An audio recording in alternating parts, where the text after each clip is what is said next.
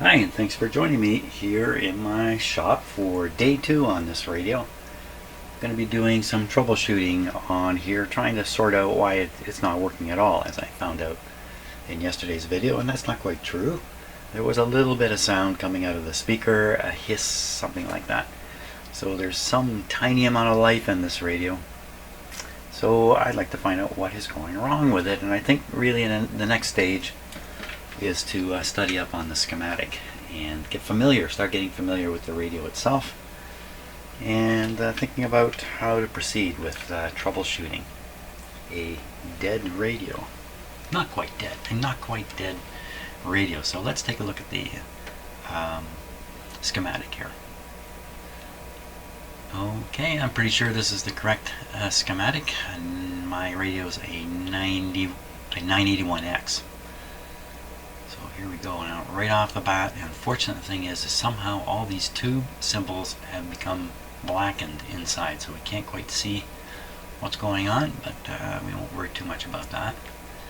So the problem with the radio right now is probably a B+ problem, as a guess. So why don't we start with the power supply, and we'll take a look at that. Should be pretty straightforward stuff.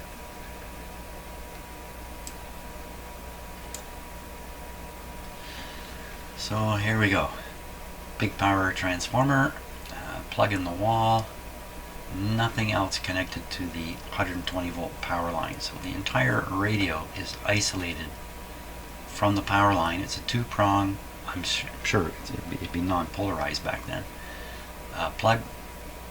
There's no hot chassis type issue with a radio like this at all. In fact, the radio, like you can see, is isolated.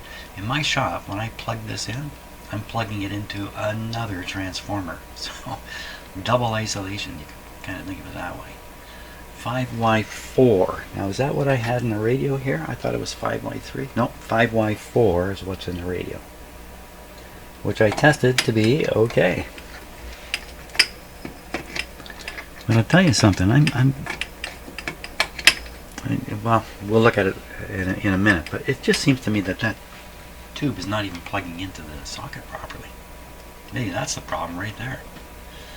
So carrying on, we have a very strong sort of filtering going on here because of this field coil, which doubles as the source of magnetism for the speaker.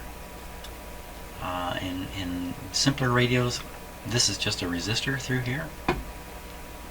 Cheaper radios are radios with permanent magnet speakers. The bigger ones might still have an inductor here, a choke coil, but many of them would just stick a resistor here. You don't get quite as much filtering, so you need bigger and bigger capacitors. See how small these actually are? 25, 15, and 20. And in a little tabletop 5-tube radio, you're likely to see 50 millifarads here, and even 80 microfarads. No, not millifarads, microfarads. So small capacitors, because they can get away with this. And the result of that is these radios seldom hum. That's been my discovery. These capacitors, they're going to weaken a bit, I guess, over time, and maybe not be quite as capacitative. And the result is the radio still doesn't hum. So don't jump in and change these right away. Now what's this? Molinode condenser. Molinode condenser. Well, it looks like an ordinary metal can type capacitor to me. Now notice they've heavied up this line here. Why have they done that? They've heavied it to this point. Oh my gosh, I've put red lines on. So I believe what they're doing is they're showing the B+ as it goes through the radio. You can see the B+. So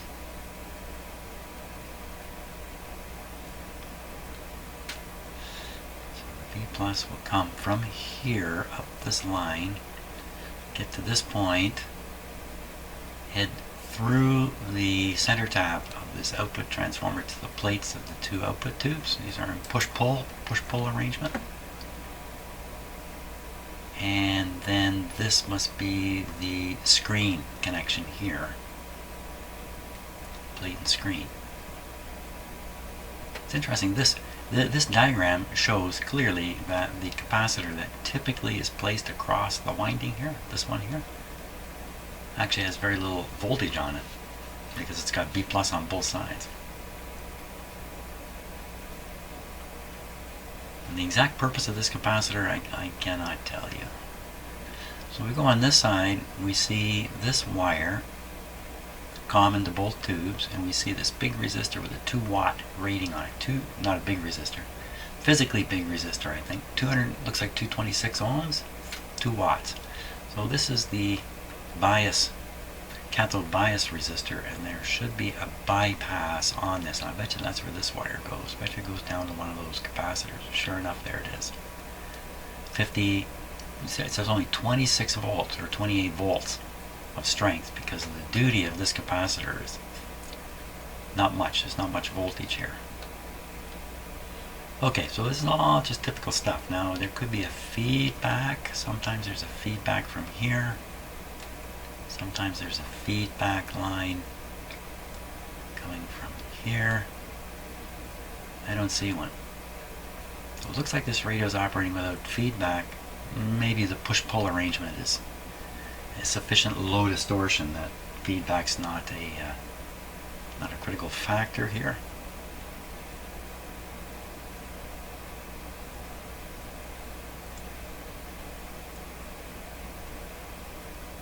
So now exactly what this is doing, I'm not sure. I'm not sure where it's connected here. Yeah, not sure what that's up to. It would be helpful if these two diagrams were clear. Base control. So this has got a base and a treble control. Well, I'm going to guess without studying this too much, it's both a base cut and a treble cut. There's the treble cut here. So just reduce this resistance by moving this control. More and more of the highs get dumped to the chassis. And here, let's see, if you slide this way, and all this resistance is in there, it looks like you're skipping this capacitor, and you're deciding how much of this capacitor you want to skip out, and that's giving you the base tone control. Okay, so in a push-pull radio, you need some way to flip the signal, invert the signal 180 degrees, and apply it to the other tube. So we have usually the straight-through signal to this, and then you come down. Almost certainly this is the, yeah, there it is right there, inverter tube, and it's just basically designed to flip the signal 180 degrees and then send it to the grid of this tube.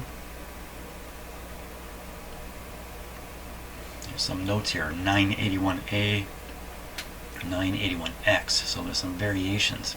981X, which is my radio. R5 volume control, 1 meg tap on the back.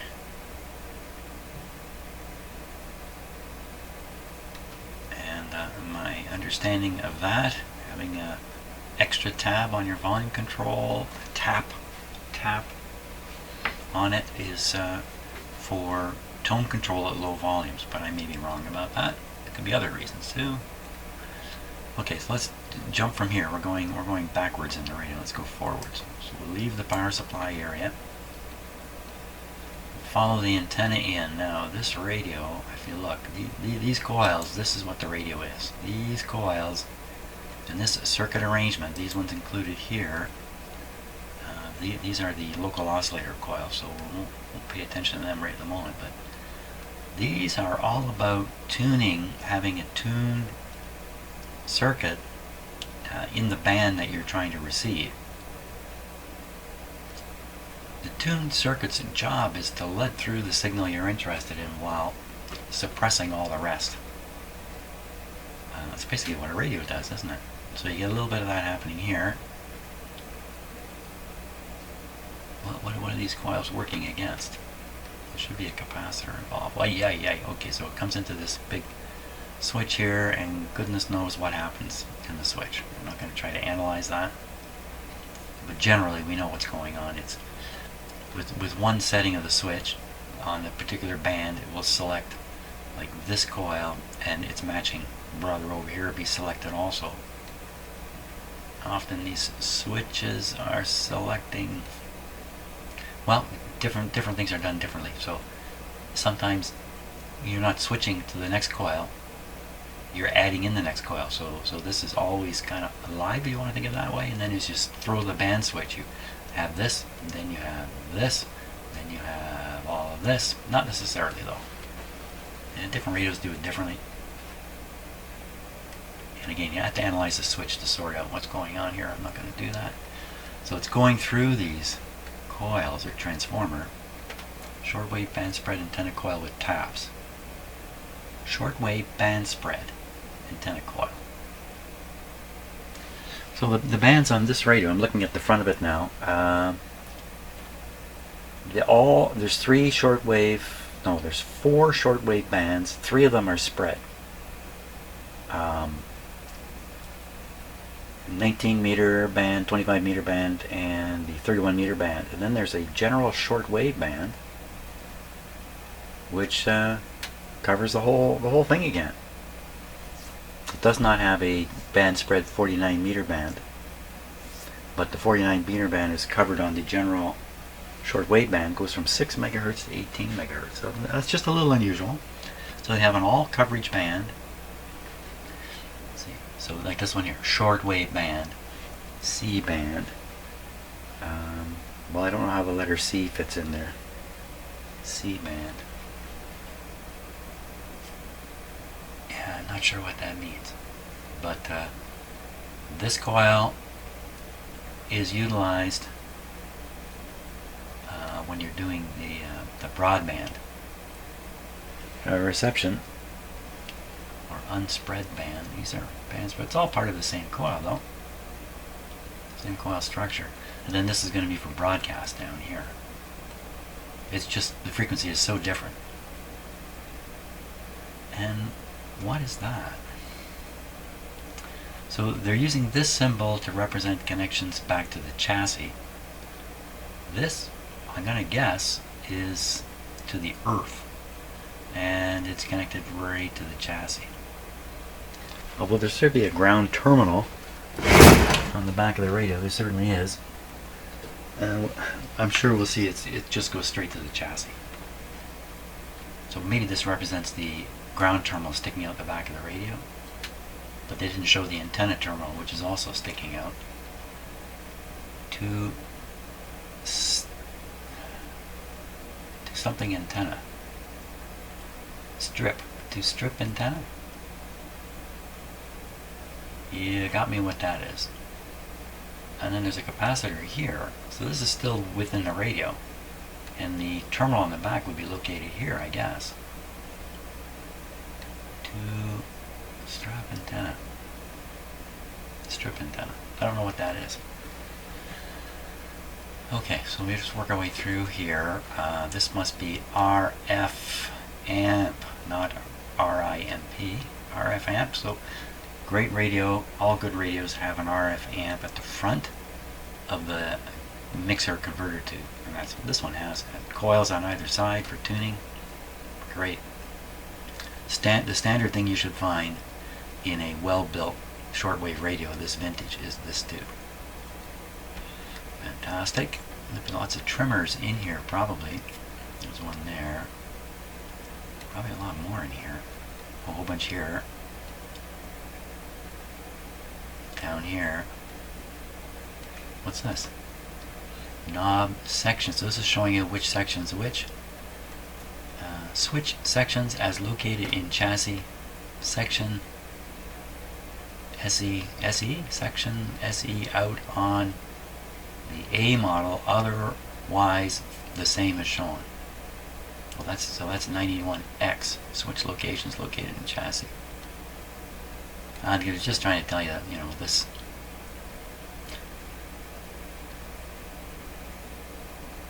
B1 C no antenna switch section. Switch section shown in broadcast position. Why do they call it section all the time? Why don't you just say antenna switch? Oh, because it's only this section. So did they name these ones? Is that the name there? Front, rear. Okay, so it looks like there's two wafers, and there's a two sides. There's two sides to everything. Actually, many more sides than just two. So there's really two wafers, front and back, front and back. Okay, so we have to deal with this, and you know, oh, there's more. This is switching the local oscillator around. Lots of capacitors, trimmers. What's that? Phono plug. Kind of showing in a weird place here. Where's this wire going? Into here. Oh yeah, that's right. There is a phono setting on the front. Band selector. One of the selections is phono.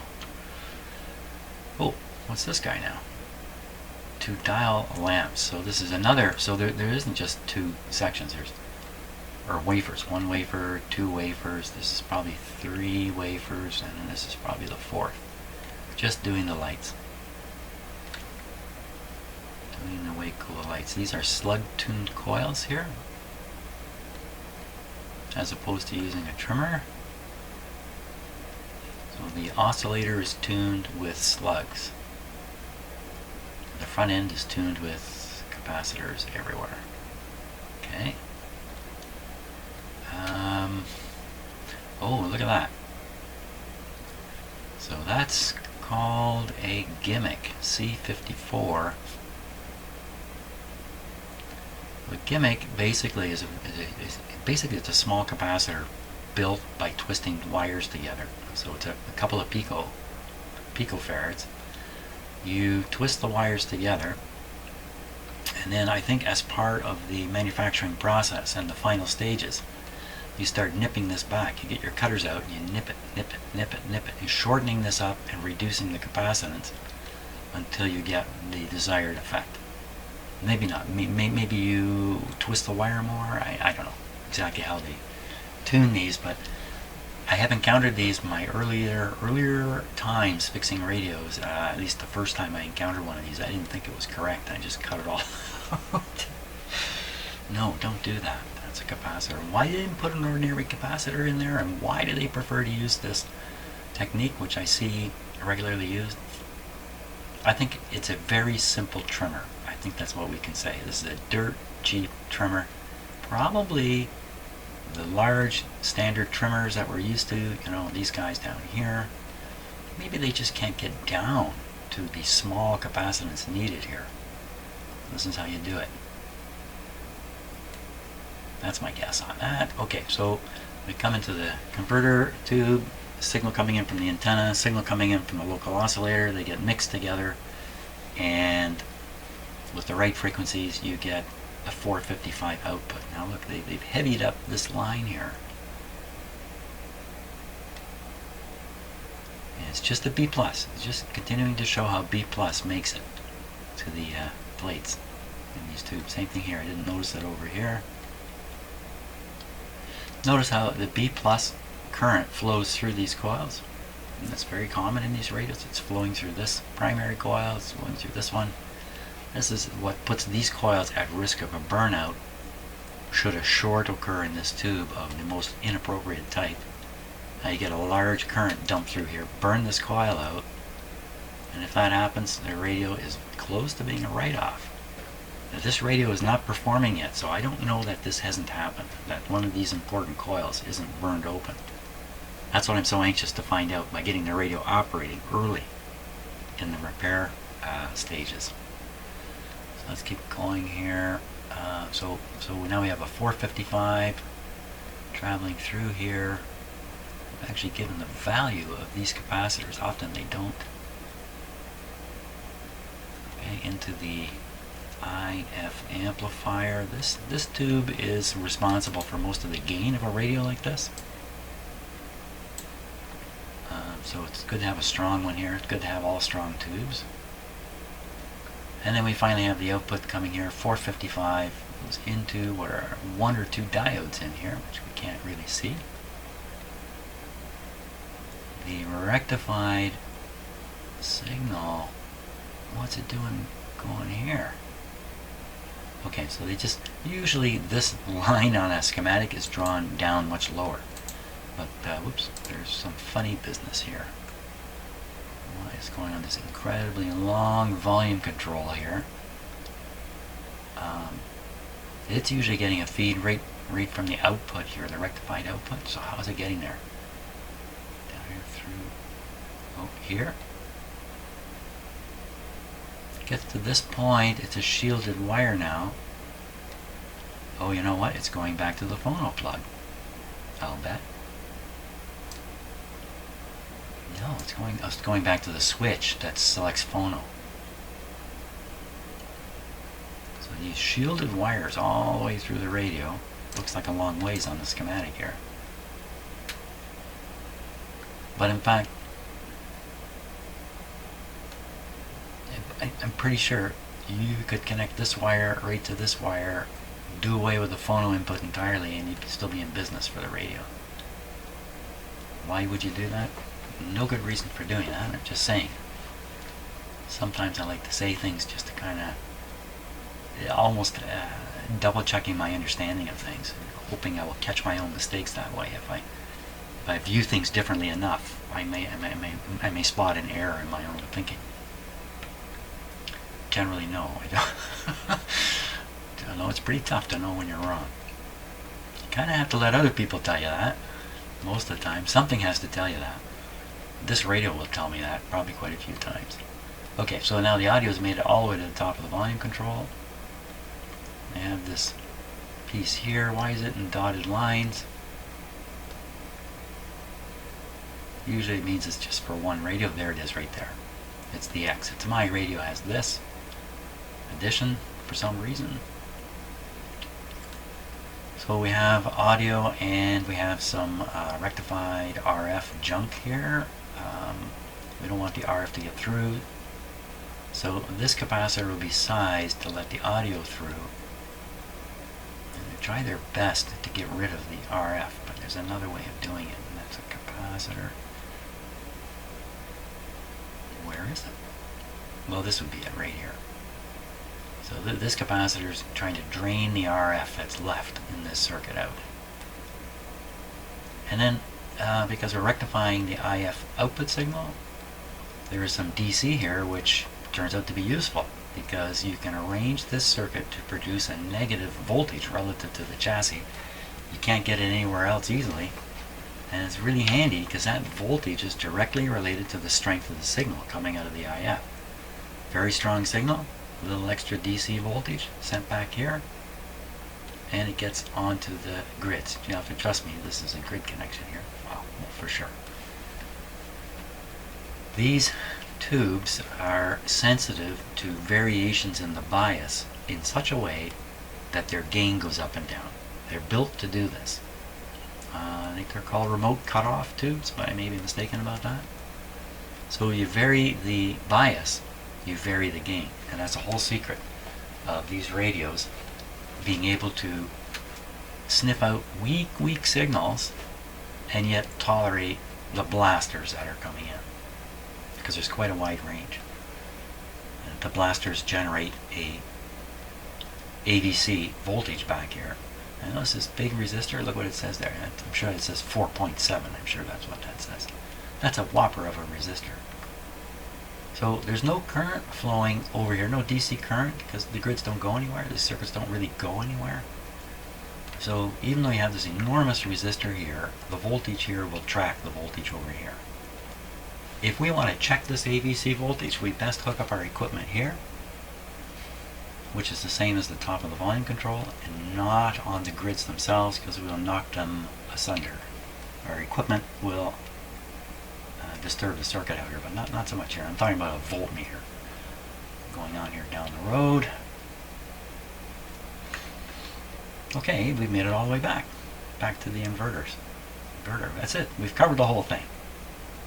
Now, what's going on with this radio? So it's making some sound. Something is doing something over here. There must be some current flowing through here of some sort. Be very surprised to not find B+ out here.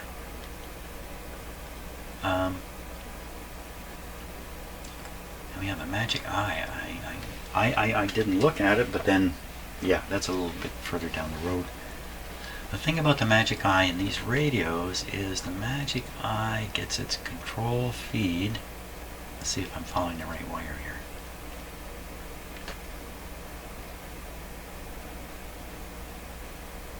Just past that great big resistor. So it too is a grid in a tube with no current flowing.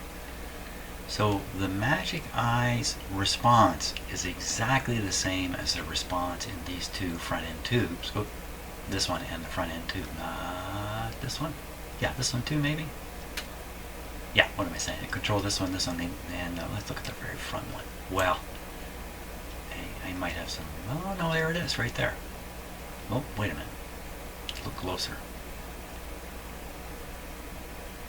Up and over and down. So these three tubes are all gain controlled based on the ABC voltage. Okay. Now, we don't know what the problem is, but I have a schematic here. This is basically the kind of the circuit. No surprises in the circuit. I think that's what I should say. Okay, so time to pay attention to the radio and start tracing things around a little bit. Let's do that.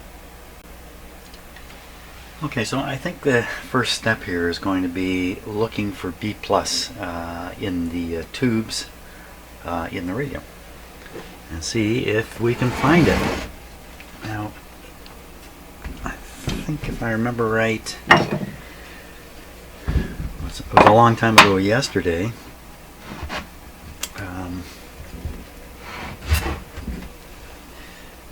There was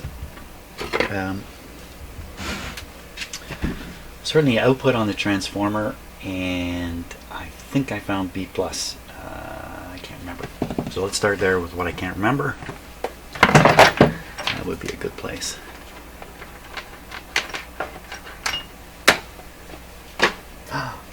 Change the battery in here.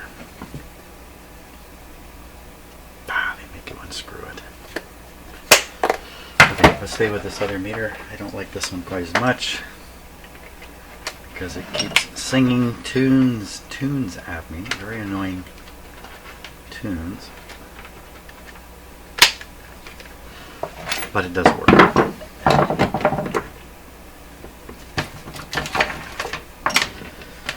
I'm going to read relative to the chassis. I don't want to hold this. Put a clip lead to it.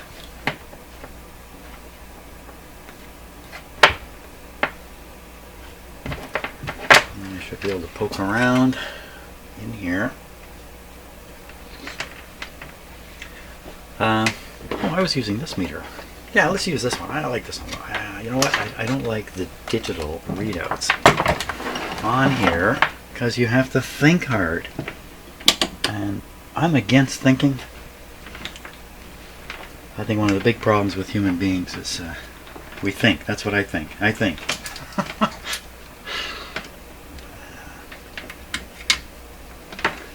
Okay, the speaker's still connected. We're plugged in over here. The mysterious sound deflector is handy. Oh, I know what this is. Let's try it out. Let's see what this really is. Okay, are you ready? That's what it is. Okay. Now, too much nonsense, Jim. You're just being nonsensical now.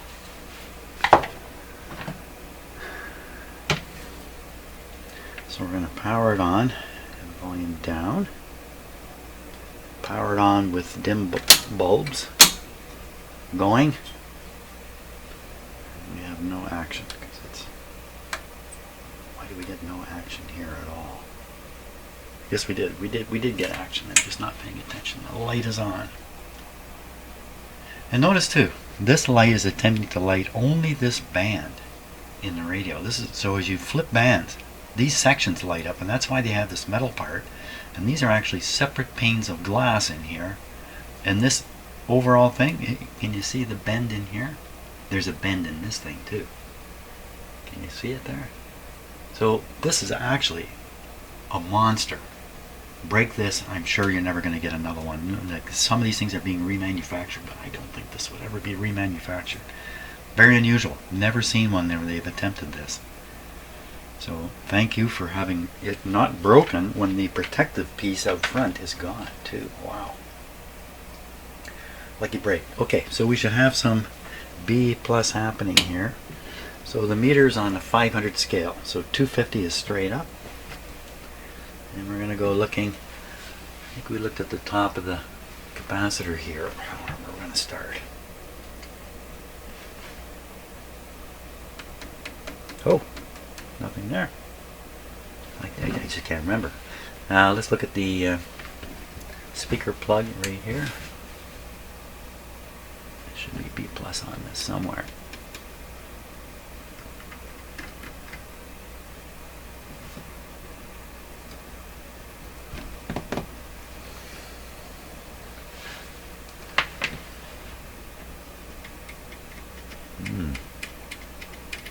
Nothing. Yeah, I mentioned something about this plug, or the tube, not seating in the socket. Well, isn't that something? I'm gonna get the close-up camera here going. This might take just a moment, and it may not be focused properly. Yeah, no, don't bother looking over there. Let's try looking here.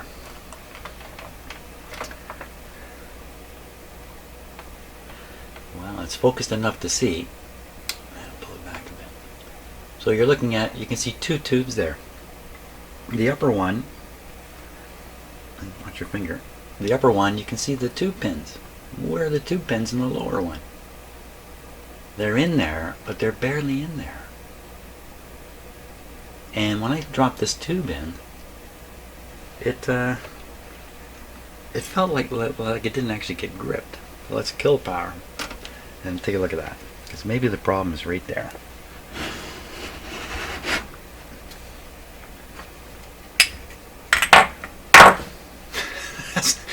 Yeah, that's not very good. A tube should not fall out like that. Why would this be? What would be odd about this tube? Or the socket? Goodness knows it's original. Is there something short about the pins? Maybe something stopping the tube from going in all the way. No, it's clear.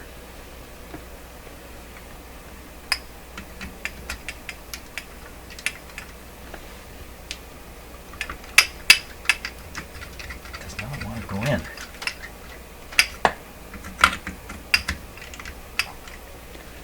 Yeah, I get my hand in the way there. You can see the pins sticking out. That's as far as it wants to go. And that's nowhere. So this is probably the problem right here. What the heck is going on? Let's take a look at that.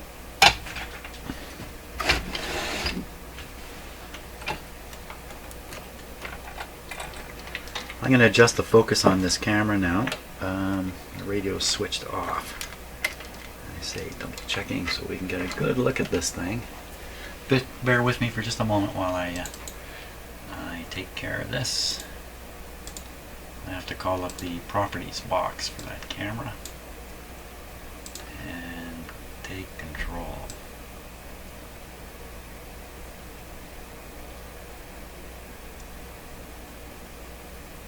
What's stopping it from coming any further?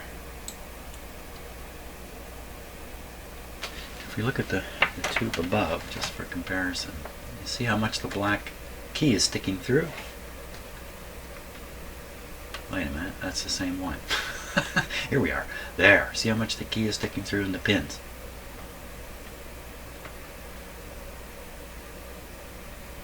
What's blocking it?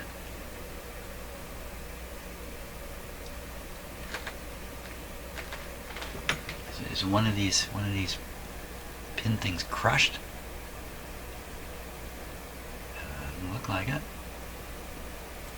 Okay, let me do a little manhandling of the tube here. You know, these tubes, they have minds of their own.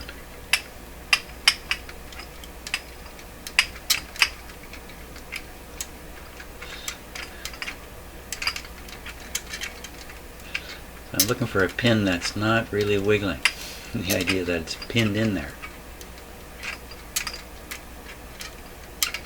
And that's just keep working it, harder and harder.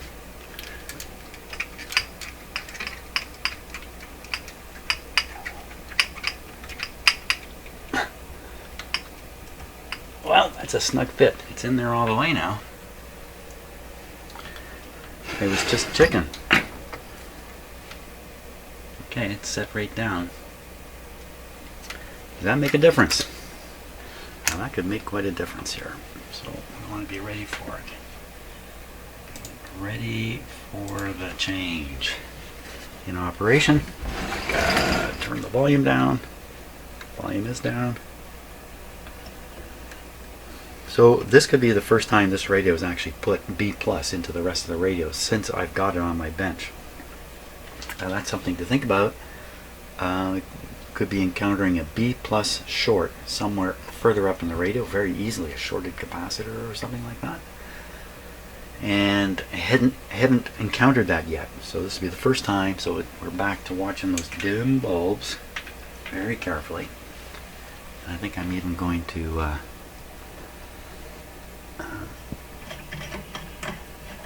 highly restrict it again.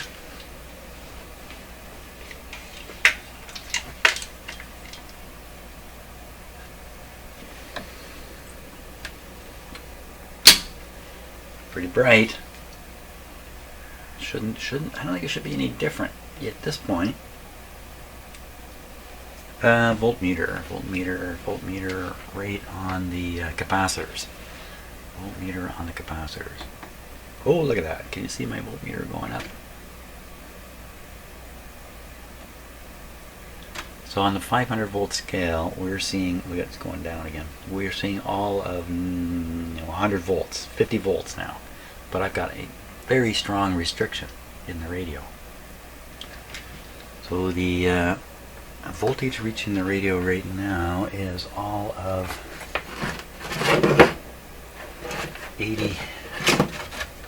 75 volts. That's pretty low.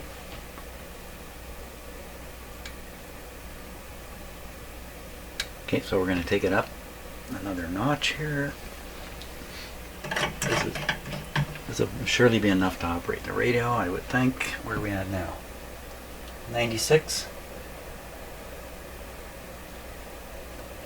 96 and holding.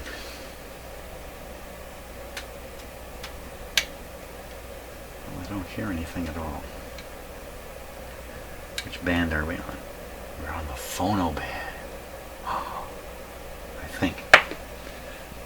Put that big cabinet out in my garage, so I'm going to just guess this is phono. This is radio. Here we go. No, we're not going.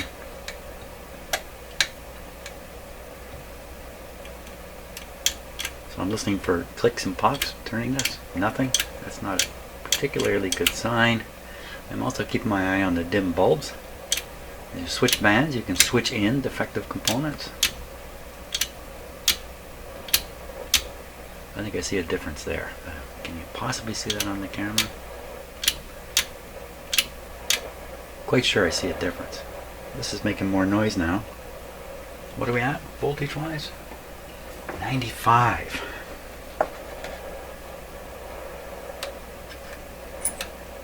It's like waves of the ocean coming through.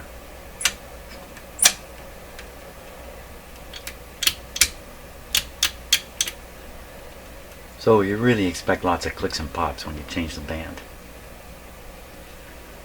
And what if we just take a peek at the magic eye and see if it's there? Doesn't look like it's glowing. So either the radio's still not working because it's still just a little low on the voltage. It's not too likely now. Let's take a look at the B+. What is it up to?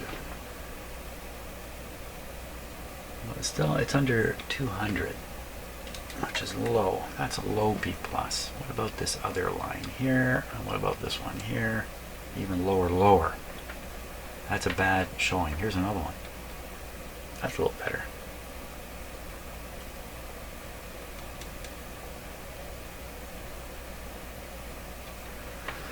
Okay, volume controls here. The 3 tabs are right there. Let's just tap. We don't hear a thing. She's quite the dead radio. Okay, so we'll look for B plus right on 2 pins now. I don't want to move it while it's operating. It's in a state where I don't think anything terrible is happening. I don't smell any smoke, flames. Pick a tube, any tube, one that's easy to get to, right there. You see, look for a red wire coming to that tube. I don't see one. Oops. So we'll just start. What we're expecting to find is 1 or 2 tube pins with voltage on them.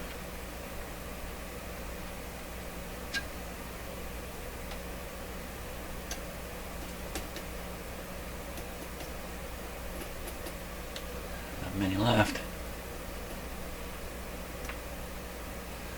The last one is a scary one to get into. Right from here. Nothing, and then the last one is this one.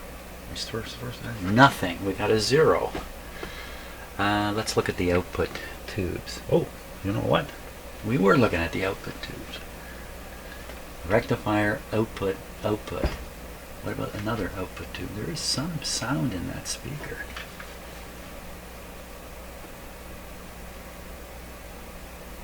A little puny voltage there. A puny voltage.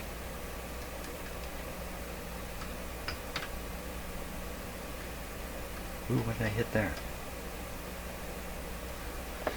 Coming from here. So this is coming back, or coming in or out of the field coil. So we have voltage there. Oh!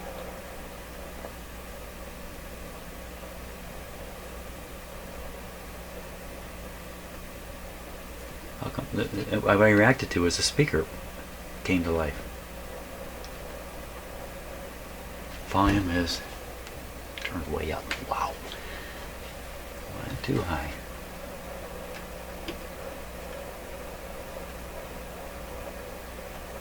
What are we hearing exactly?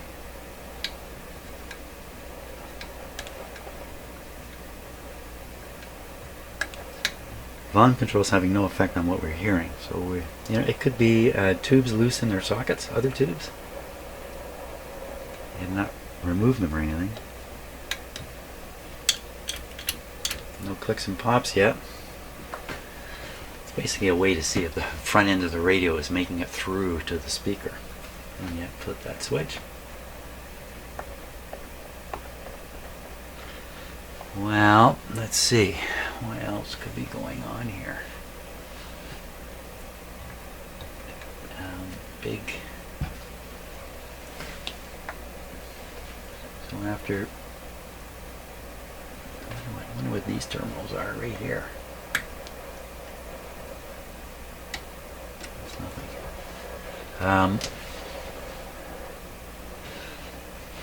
So after going out to the speaker, coming back from the field coil, I can guess it's this wire, and that wire travels up, appears to come to here. Yeah, there it is.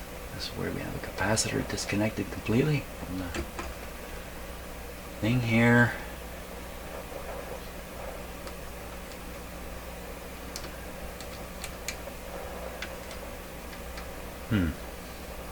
There's a capacitor on one side of it. We get what would be 500 volt scale, 150 volts, and on the other side of it 150 volts, exactly the same. That's very suspicious when you have the same voltage on either side of a capacitor. Okay, so this one's just nearby, comparing. It's one side of this one. I don't know what I'm doing here. 150, a little more, and the other side's going to the chassis, 0. Well, there is some voltage here. Not as much as you would expect, because they like to generate a pretty high voltage, stick it on the plates. 150 is not what you would expect.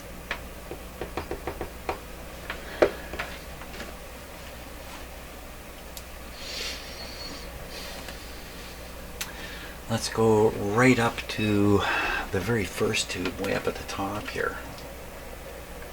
And we'll check around on that one and see what kind of voltages we can pop up. So there's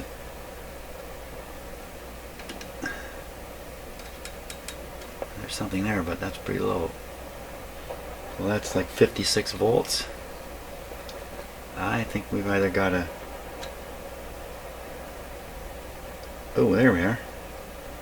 So that's 175. And what's on the... Oh yeah, that's right. We're heavily restricted voltage here. Right. So there it is. There's the whole B+. That's the capacitor. And it's all making it up here. Somewhere up here. One of these pins. There it is. Yeah, B+. Let me check this output tube again.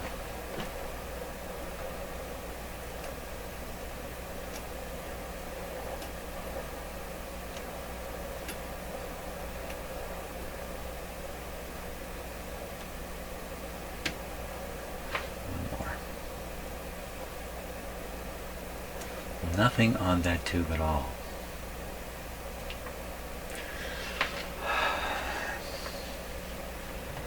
So one of the problems with these radios could be a failed output transformer.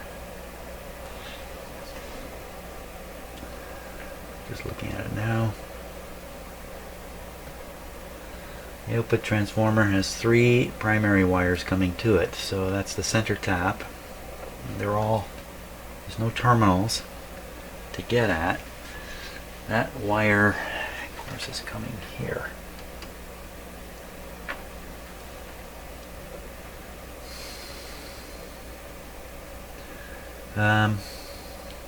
I think you'll find 2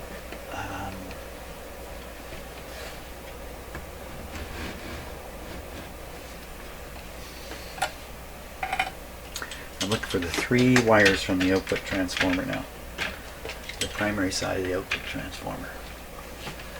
They're in here.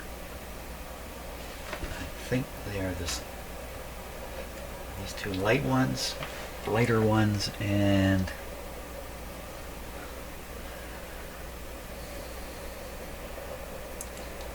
I can't be sure of the last.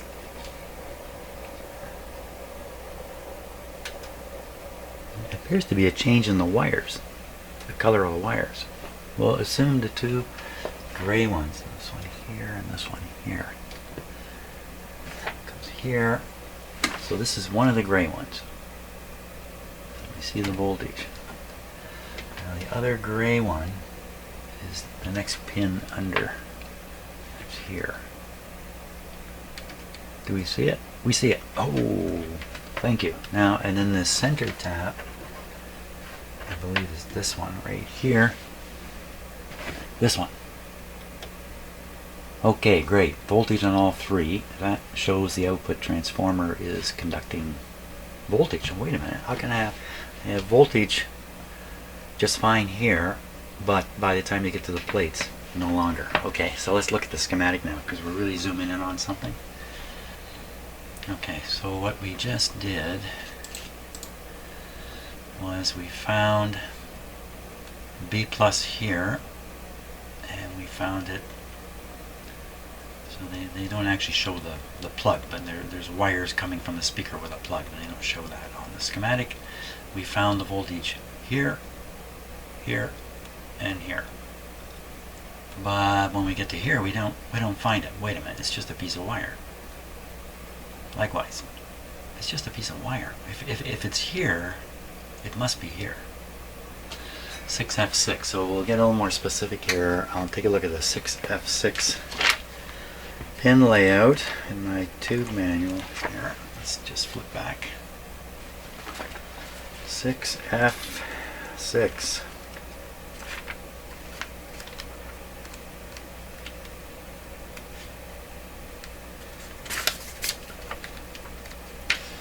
Another failure of the alphabet. 6F5. There we are, a whole page on 6F6. And I just covered it. The tube layout is here. Plate on 3, screen on 4. 3 and 4. 3 and 4. Okay, looking back now at the radio. Output tube. Am I looking at an output tube for sure? Oh, not that. That. Did I check this one and didn't find any voltage? I may have done that. I may have checked the IF amplifier tube. Okay, let's go around again on this first tube. We're starting with pin number.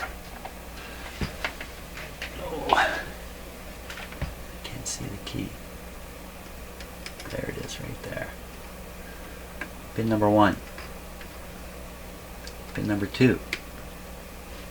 Pin number 3. Okay, there we are. Pin number 4. Oh, did you hear that? Why would I hear a sound? Pin number 4. So there you are. So B plus on the output tube here. Now we'll try this one here, only it's completely blocked. Now they're exactly the same. I'm trying to feel the key. I feel the key. They're the very same.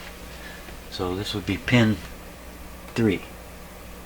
And then pin 4. Well, there you go. They are cooking. So if I tap the grid, we should hear it. Which one's the grid? 6F6. The grid is pin number 5. So tapping on 5 should make sound. Tapping on 5. So we'll start again with 1, 2, 3, 4. This is 5.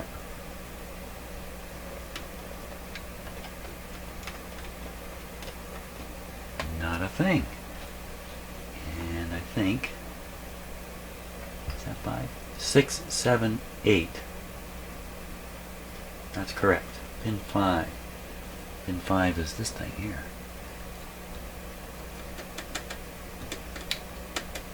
I expect to hear that. Don't hear anything. 2 dead 6F6 tubes. 2 6F6 tubes not making contact. Before going any further, I think what I really need to do is do a complete tube test of this radio at this point. Because I found B plus here and there. Yeah, I think I really need to eliminate tubes as a problem at this point. But let's fiddle with it some more first.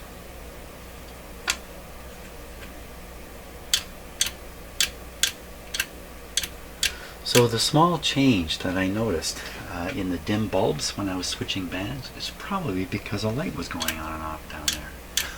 That's probably what I was seeing. The added power of the little mini light.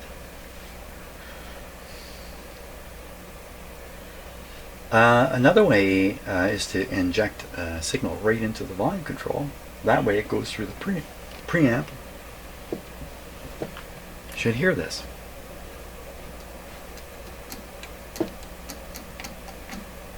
This is hardly a shielded wire here. That's a tone control, Jim. Wrong control. Okay, let's do it on the right control.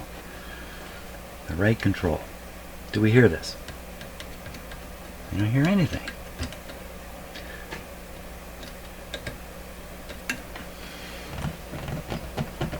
Yeah, tube's got to be tested, or I could just be barking up a tree that's got no branches. Yeah, figure that one out.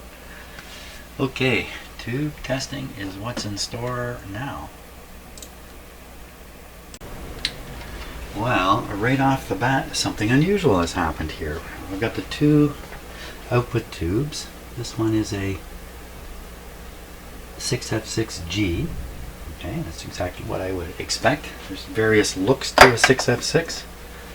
This tube is a 6F6EG. That is the first EG tube I've ever held. I've never heard of that.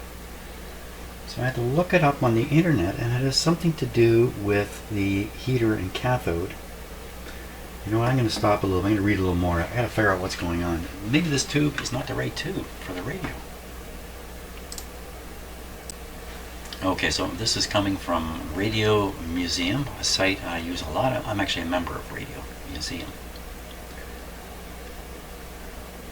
EG.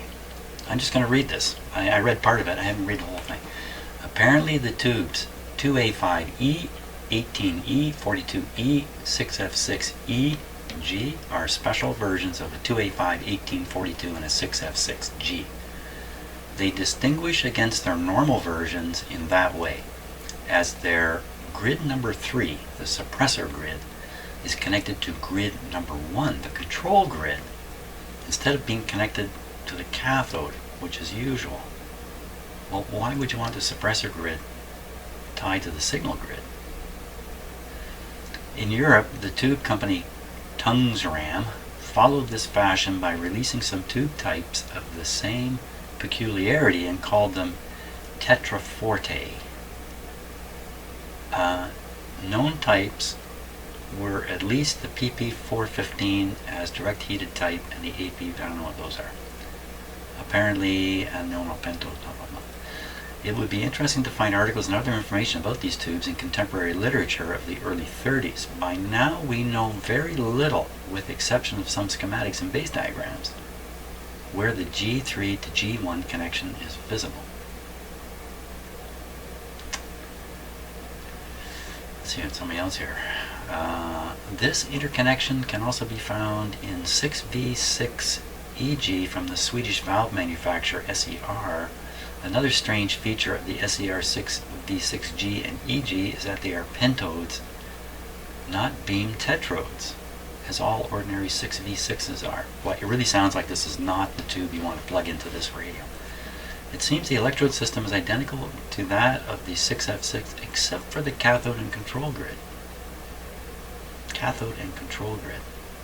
Another Tungsram valve that I found with G3 connected to G1 is the PP430. Use of E-tubes in Philco Tropic radios. Yeah, I think that tube says Philco on it, come to think of it. Let me look. Yeah, it says right on it. When renewing, insist on a genuine Philco tube. They don't mention the extra letter E. As I was working through some Philco models, it became clear that the Philco Tropic radios, which were a line of radios marketed for export to harsh environments, used E-tubes frequently. At first I thought these were simply some kind of ruggedization, but seeing your comments above, I've looked at the schematics for many of these models to see if there's any evidence of different wiring in the E-tubes used by Philco, and the results of my study are confusing. Wow. The Philco Tropic models in the late 1930s and 40s have model numbers with the model year followed by 7XX, for example. What about it? I'm just going to skip through this. Looking at the schematic, there's no apparent difference in the wiring for the 6K7EG, but the 6F6EG shown in the schematic does indeed have G3 connected to G1 rather than the cathode. And in my schematic, the tubes are blacked out. You can't see what's going on inside, but the radio is calling for a 6F6, not a 6F6E. Things are not consistent. More confusing. There's a whole bunch of these E-tubes. But G1G always internally connected. There they are. 6F6EG. Philco used E-tubes for various RF mixer IF tubes as well, as you can see in the model. I haven't yet done extensive comparison. Given the differences in wiring, I'm wondering if the standard E-tube really were interchangeable in Philco radios. Is the connection of G3 not so important?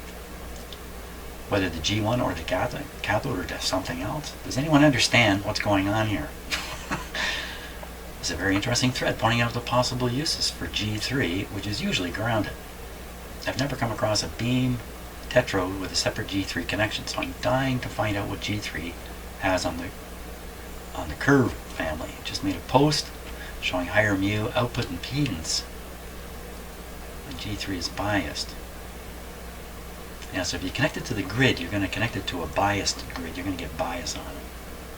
When I applied a positive bias to G3, the Russian sub-miniature, the low voltage knee moved markedly to the right with negative voltages. So the low voltage knee is a problem in tubes that you want to avoid. So what he's suggesting here is by doing that, you've moved the knee problem further away from the design operation of the tube. I think much of the design effort in a beam power in a beam tetrode consists of shaping the knee region with the G3. So it will be very, very interesting to see how the curve can be reshaped by biasing G3.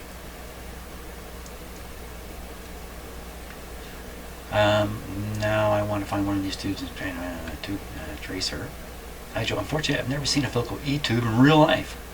They seem to only be used them in the Tropic, which I've also never seen. Philco Tropic model is not shown in Rider. These E-tubes are unusual. Oh my gosh, you can see it in here. Sylvania 18E. One additional beam power tetrode with separate G3 is the so-and-so and so-and-so. Well, okay, that's probably as much information as we're going to get. Thank you, Radio Museum, and those of you who wrote all that stuff. That's great. What am I going to do now? I think the smart move would be to get a regular 6F6 and put it in the radio. Should I carry on with the tube testing? Maybe I'll just put a proper 6F6 in there, if I can call it a proper. I'm going to put a regular, I'm going to put another, a different. I'm going to put a regular 6F6 in there. We'll see if the radio starts working.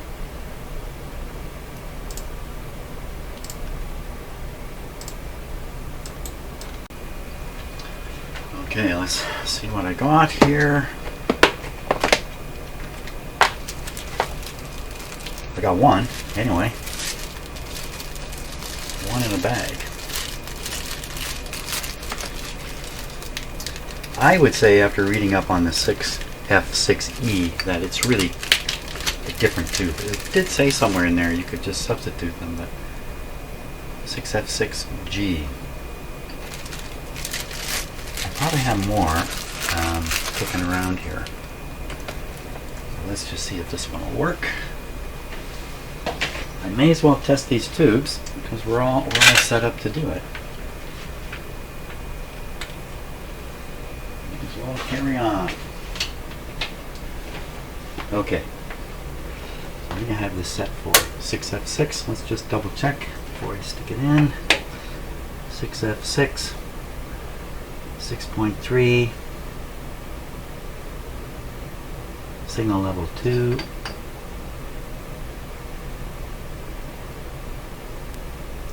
46H, H46.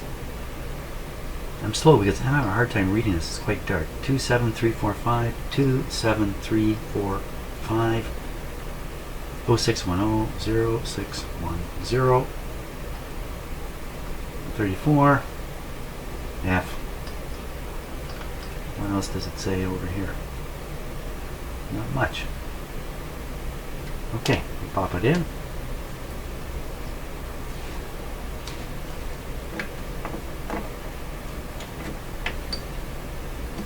This is the one that came out of my collection. Oh, it's heating up. That's a good start. I don't think I previously tested this tube. Okay. Any shorts? No shorts. And this tube should show up at 830. So 830 is actually pretty low on the scale here. It's down there. Ooh, baby, she's right there. No, it's not even there. it's low. So in the old world, oh, that would be replaced. But in this world, this tube is going in there because it works.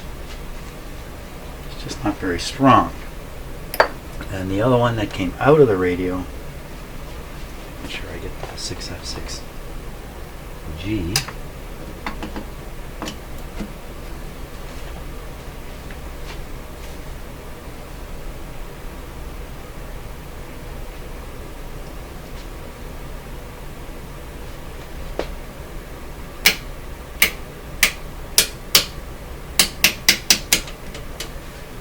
Okay, once again, just up around here.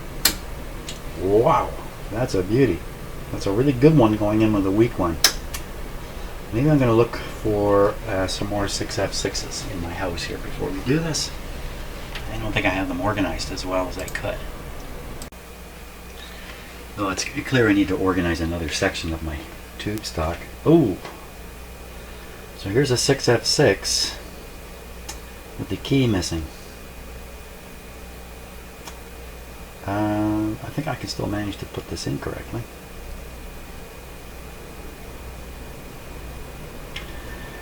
One more time on that guy. Oh yeah, that's good. Okay, let's see if this one works. It'd be great if I could find another metal 6F6. Oh, let's get this one here.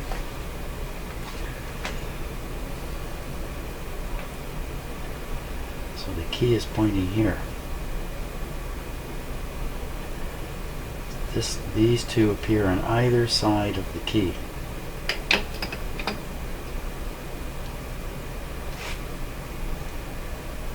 Good luck.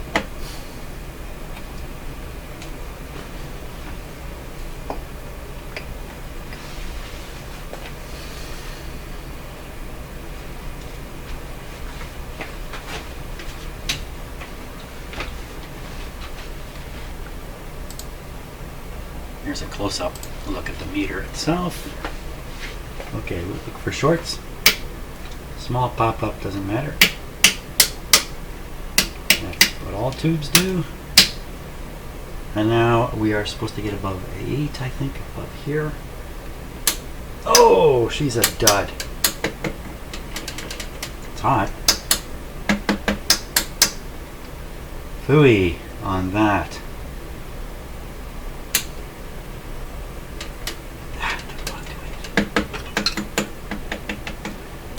So, either the cathode is completely worn out in this tube, or a disconnection has occurred in the elements, which is probably more likely the case. Well, I can't keep testing it. It's not gonna help it out. Darn it! Got nice and hot too. Okay, I gotta find one. Oh, I got it. You know what? I've got radios that have got 6F6 in it. I'm gonna go check it out. I really don't have many dead dog abandoned radios around, but I have one, and it's got two 6F6s in it with no E. 6F6G. Let's stick it in there.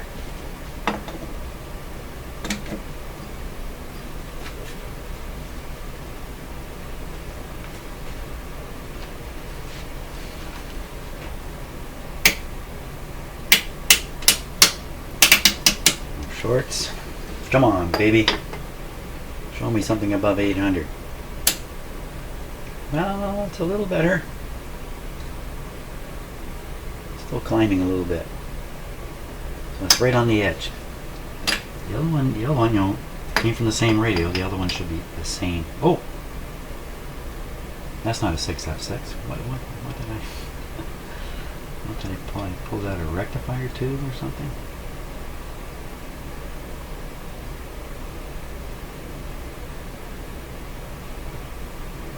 Well, we got one. We got one. We got one that's good enough to test in the radio. Okay, let's go over to the radio here. See if I've confused which is which now. So this is the 6F6E. So I'll put this carefully over here. Moments later I will forget why I did that. 6F6. and the 6F6. This one and this one are the two. So if the radio starts working, that means whoever swapped the tubes made a mistake that they did not ever recover from. Because I mean, if the tube doesn't work, it doesn't work.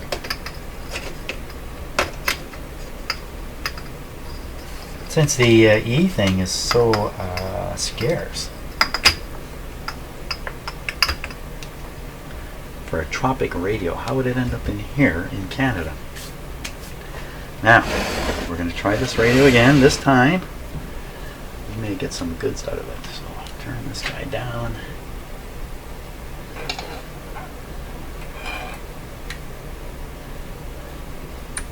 Switch is off. Power's on. Dim bulb. Now we're ready again. Output tubes. Yeah, we need the dim bulbs. Okay, I have two of them screwed in. There we go. Not a big rush.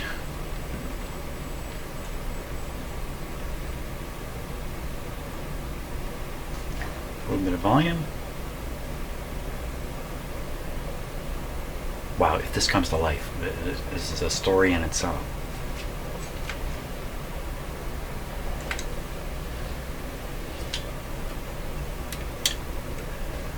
Broadcast band.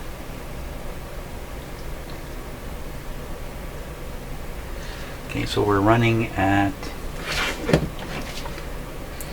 100 volts. Should hear something. Ooh, I hear something all right. What am I hearing?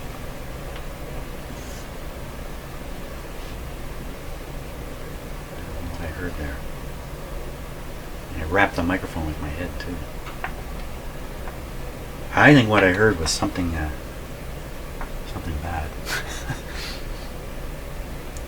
No odors. No band noises.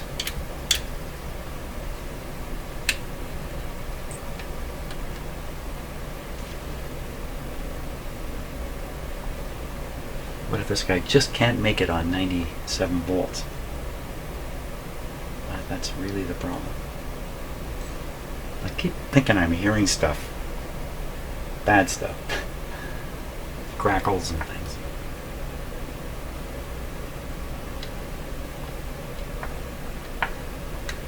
I think it's my imagination.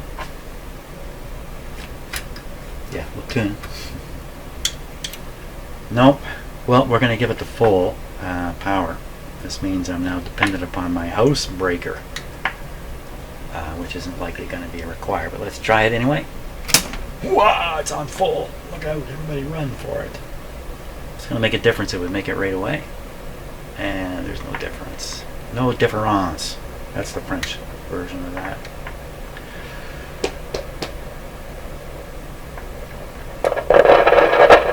Hey, what happened?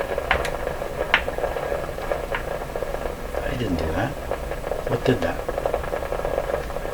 Sound like something frying?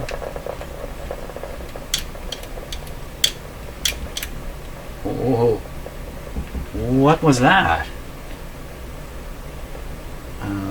Something burning out. Let's wiggle a few tubes here.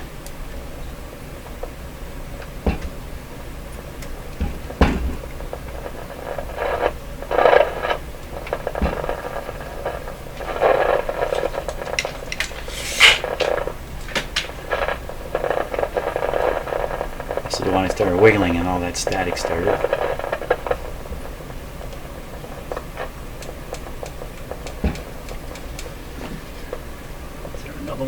Grab. Okay, let's try sensitivity of the volume control now. Finger.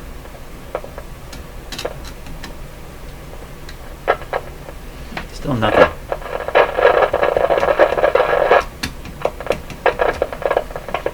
So that sound could be everything from poor tube contact.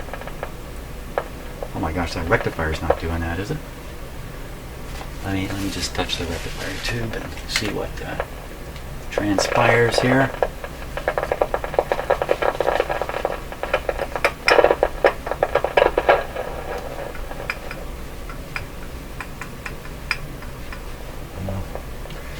Try the 2 output tubes.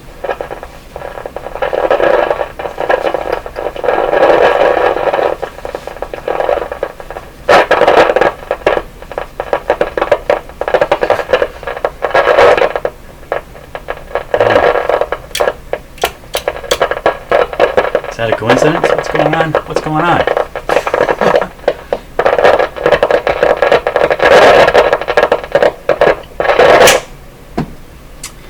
Shouldn't really let noises like that scare you, but I was getting a little scared there. More tubes to test, more trouble to shoot. I think that's where we're at with this. I think I'm done for today here at this point. It's certainly making sounds out of the speaker now. not exactly a pleasant sound, but at least something's coming out of it. We'll just carry on tomorrow. Thanks for watching.